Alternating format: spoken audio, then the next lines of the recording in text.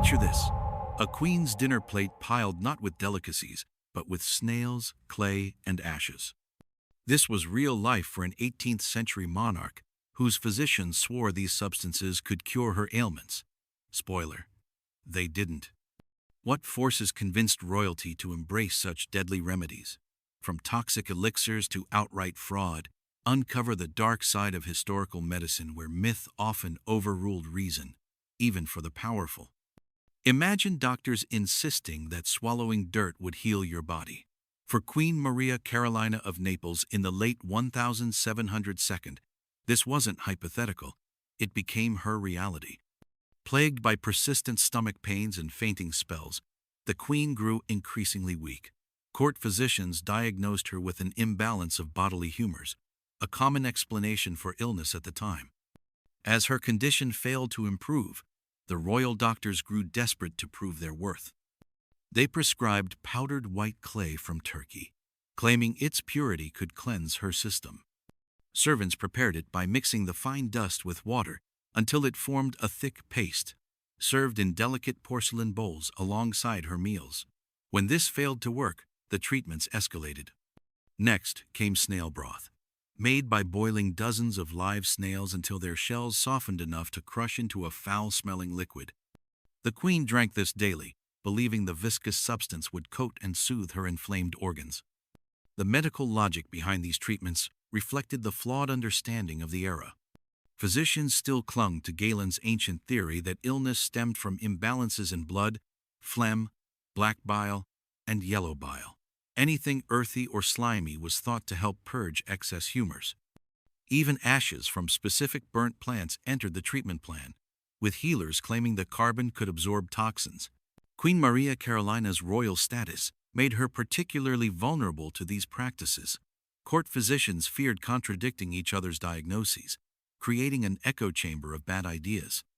No one dared suggest the simple truth that these remedies might be causing harm. Apothecaries grew wealthy preparing these elaborate concoctions, while the queen's health continued its slow decline. Her skin took on a gray pallor, and the stomach pains intensified after each treatment. By 1797, the queen could barely keep food down.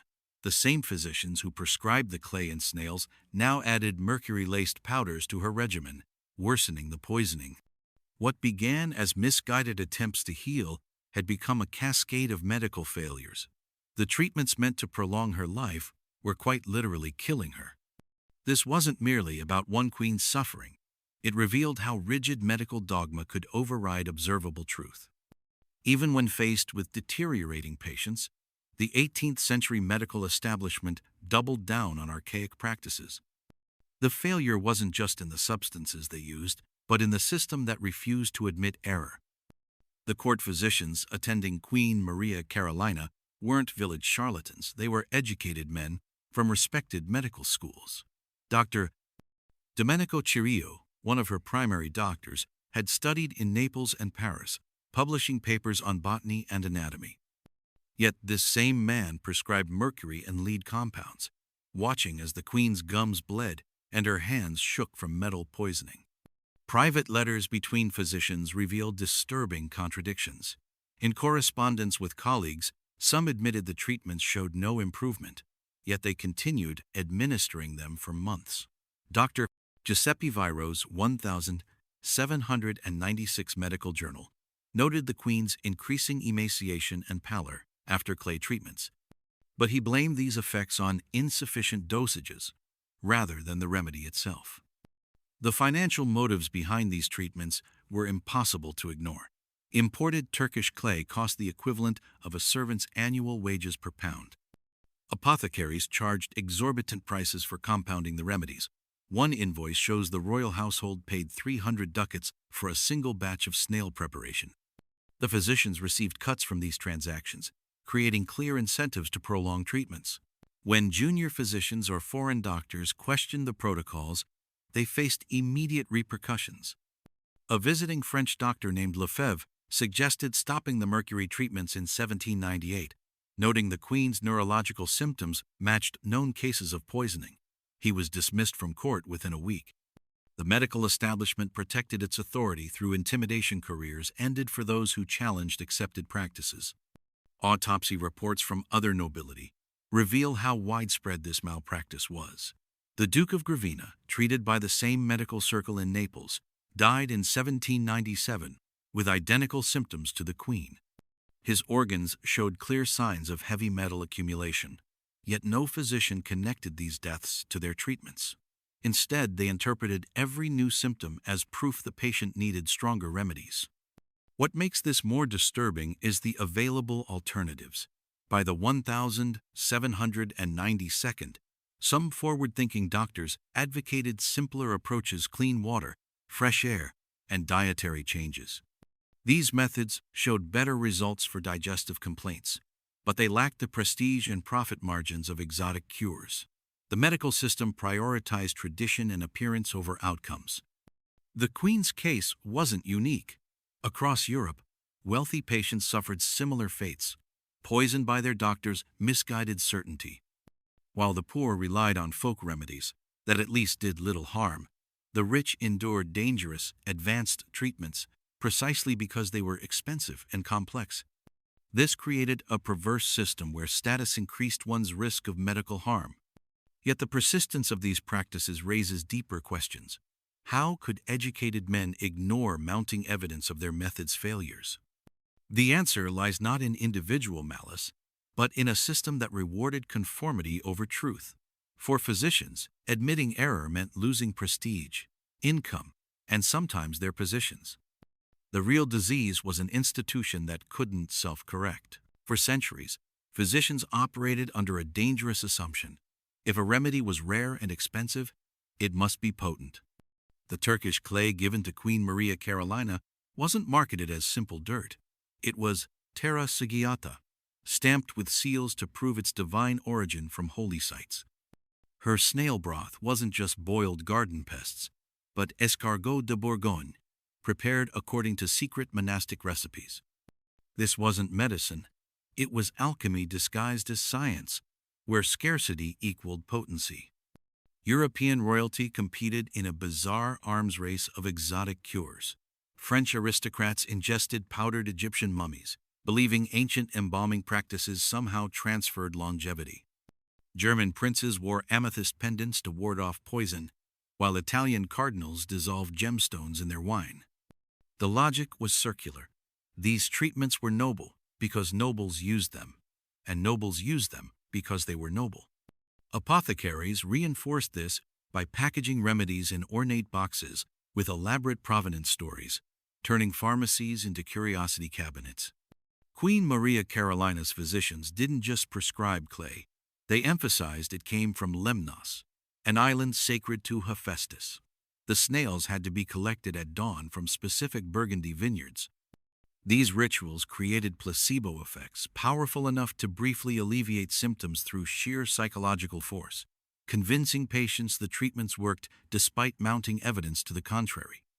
When the Queen reported temporary relief after a clay dose, physicians took it as proof instead of noticing the subsequent worsening. Religious dogma actively hindered medical progress. The doctrine of signatures, the idea God marked beneficial substances with visible clues, led to absurd conclusions. Yellow herbs treated jaundice, red coral cured blood disorders, and serpent-shaped roots neutralized venom. Dissection was often forbidden, removing any chance to correlate treatments with actual anatomical effects. When Enlightenment thinkers like Voltaire mocked these practices, calling doctors men who prescribe medicines of which they know little, the medical establishment branded such critiques as attacks on divine order. The human cost was staggering. Records show at least 30 Neapolitan nobles died from similar exotic treatments between 1780 to 1800 alone: mercury poisoning from Chinese longevity pills, lead toxicity from Venetian face powders, and intestinal blockages from Persian clay cakes. Yet the wealthy kept demanding these remedies precisely because they were dangerous. The suffering became proof of potency. A treatment that didn't cause dramatic side effects was deemed too feeble for royalty. Queen Maria Carolina's fate encapsulated this madness. As she lay dying in 1814, her physicians debated whether to administer a final remedy, pulverized unicorn horn, actually narwhal tusk. The debate wasn't about efficacy, but whether her weakened state deserved such a precious commodity. Here lies the tragic core. In this medical culture, the value of a life mattered less than maintaining the theater of exclusivity. The treatments weren't meant to heal as much as to reaffirm royal exceptionalism, even as they literally ate away at the nobility from within. This obsession with status over substance didn't disappear. It evolved. Today's equivalent might be celebrity-endorsed detox teas or $1,000 per dose young blood transfusions. The packaging changed, but the underlying psychology remains. If it's rare enough to be exclusive, people will believe it works. Maria Carolina's story forces us to confront an uncomfortable question. How much of modern medicine still operates on prestige rather than evidence? The answer might make us rethink those expensive supplements in our cabinets. Queen Maria Carolina's story reveals a hard truth. Authority and wisdom rarely go hand in hand. Her physicians had titles and education, yet their remedies only accelerated her decline. Centuries later, we still see versions of this play out: expensive detox teas, untested supplements, and celebrity health fads that prey on the same vulnerabilities. As Montaigne observed centuries ago, the body's natural resilience often outweighs dubious interventions. Next time someone peddles a miracle cure, remember the queen swallowing ashes. History shows how easily we mistake exclusivity for efficacy, and how often people pay the price for that confusion. Progress comes slowly if we let it.